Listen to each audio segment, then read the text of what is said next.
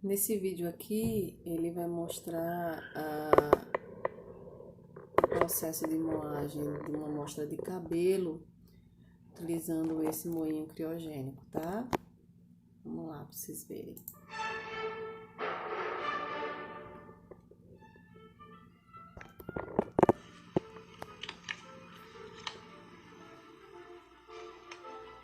Tá colocando a amostra de cabelo dentro do que ele chama do vial, que é um tubo. A amostra de cabelo ele tá usando. Tá fechando, tá vendo o vial?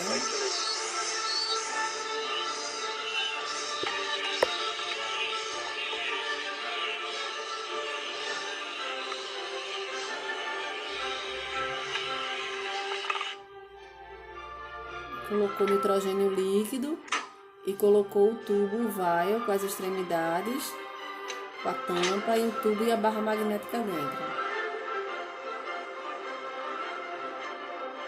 E fechou.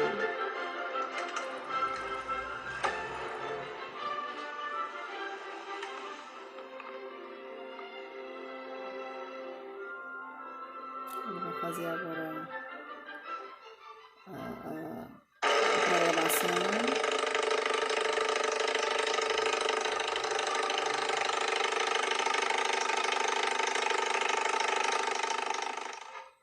Faz esse barulho todo e agora ele vai tirar a amostra. Tirando o tubo.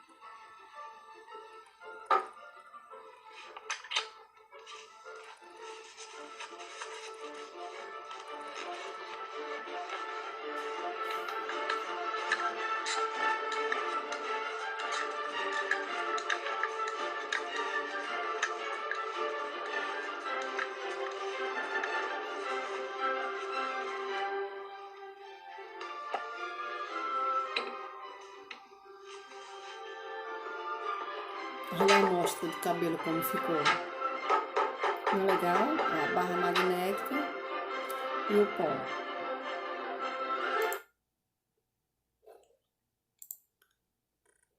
Tá?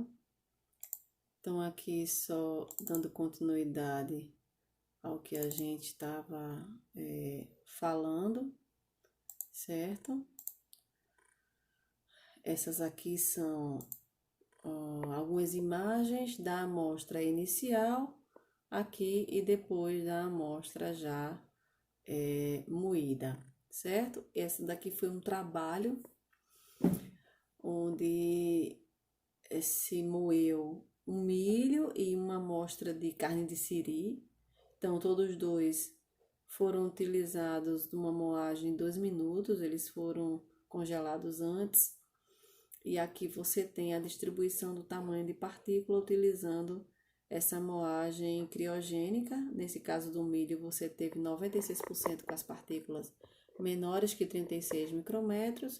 E a carne de siri 90% menor que 64 micrômetros, tá? A distribuição do tamanho de partículas aqui. Então, a moagem criogênica ela pode ser recomendada para a gente diminuir o tempo gasto no preparo de amostra, que ajuda bastante, tá? A gente tem uma pequena dificuldade quando a gente precisa de partículas menores que 10 micrômetros, que é um requisito para o ICP OES, tá? E aí, mais pesquisas devem ser realizadas para que a gente possa melhorar ainda mais essa questão dos equipamentos de moagens, certo? Deixa eu ver se tem mais alguma coisa interessante para a gente destacar em relação à parte da moagem, tá? Eu ia mostrar outro vídeo também, falando sobre o moinho criogênico, mas aí eu posso mostrar para vocês depois para não ficar muito extenso, certo? ainda estou aqui mexendo nesse equipamento, tá? E o último processo de diminuição de partícula que a gente pode falar é sobre o peneiramento, tá? O peneiramento das amostras, no caso das amostras in naturas, tá? Ou previamente moídas, é um dos métodos mais utilizados para a gente avaliar e classificar a distribuição dos tamanhos de partícula. O peneiramento ele visa uniformizar a distribuição do tamanho das partículas, tornando essas partículas mais homogêneas, tá? Mais homogêneas. Quanto menor o tamanho de partícula, a princípio, mais homogênea é a distribuição dos analitos, tá? Mas esse tamanho de partícula, não é?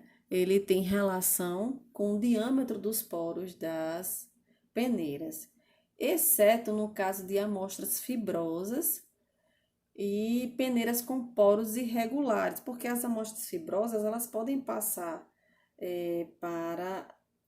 por esses poros, né? Por essas aberturas da peneira, tá? Essas partículas que a gente diz fibras ou partículas alongadas, elas atravessam aí contribuem para aumentar o intervalo do tamanho das partículas, certo? Essas peneiras também podem apresentar dimensões irregulares que podem também influenciar nesse aumento do tamanho de partícula, tá? O peneiramento também pode ser uma fonte que a gente chama de erro sistemático ou erro aleatório, porque tem um processo de contaminação. E aí você tem o contato direto das amostras com essa peneira, principalmente se essa peneira for usada, essa peneira usada for de aço ou se for de bronze, tá? Que você tem a exposição desse material durante o manuseio e aí você pode ter o que a gente chama de contaminação cruzada, se essa peneira for usada para várias amostras e essa descontaminação da peneira ela não for eficiente. Uma das precauções que se pode utilizar para evitar essa contaminação da amostra é usar peneiras com o corpo e a membrana de teflon ou nylon. Aí você vai reduzir muito essa contaminação. Então é isso, meninos, nós terminamos essa parte do tratamento preliminar das amostras. E aí eu vou esperar vocês lá no Google Meet para a gente discutir um pouquinho sobre a aula de hoje. Tá bom? Um abraço, até mais.